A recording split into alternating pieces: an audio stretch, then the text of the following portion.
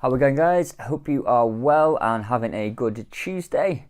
Today's video is going to be about fitting in the fun stuff. So not over restricting what we have and including the meals that you like. So it's at this point of the year where people start to fall off the bandwagon a little bit. They'll stop going to the gym. They find their super restrictive diet a little bit too tough. So before you completely give up, I just want to give you a little bit of hope and a little bit of advice about how to still enjoy your meals out and your takeaways while staying on track long term so that you don't give up. Like, I don't want this to be another year where loads of people give up on their results and ultimately just go back to their old ways and we go through the same old cycle waiting for January next year. So I thought it'd be good to run through a few strategies you can use to incorporate the takeaways and the meals out and the sort of snacks that you really love to give you longer term dietary adherence. So the first thing that we can do is intermittent fasting. This is whereby we used windowed eating. So we might have a fasting period of 8 p.m. through to 12 p.m. the next day, where you don't consume any calories. You can just have black coffee, water or sparkling water just to sort of keep hunger at bay. You'll then break the fast around about 12 or 1 o'clock.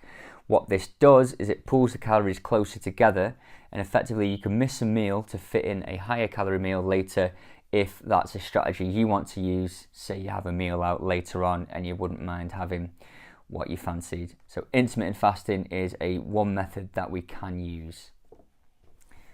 Something else we can do is that we must remember that it's the calorie deficit over the weeks and the months that is important, not the day to day. So you can calculate your calorie deficit, and what you can actually do is pull the calories a little bit lower, say Monday to Friday, save yourself an additional 200-300 calories, for example, through the week, and that will give you a extra 1,000 to 1,500 calories to use on a Saturday.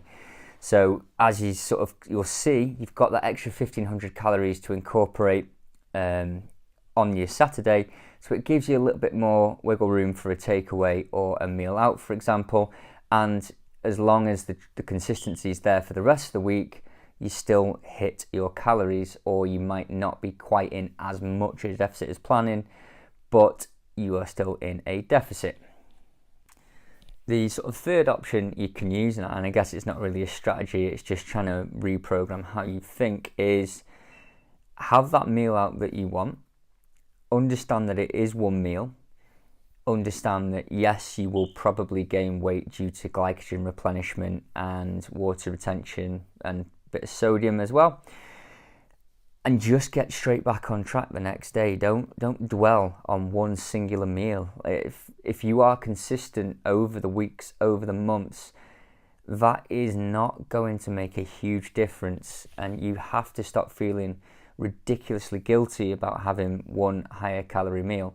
Now, yes, if it's really frequent binges, then that is more of a problem, but the one meal, it isn't going to overly damage your results long term. So just remember, it's just one meal and you can carry on as you were. So I hope that's given you some reassurance and some tips of how we can fit the nicer things in and the much higher calorie stuff in. Take home message, guys: plan in these higher calorie days. It's quite good for long-term dietary adherence as it takes away that sense of restriction.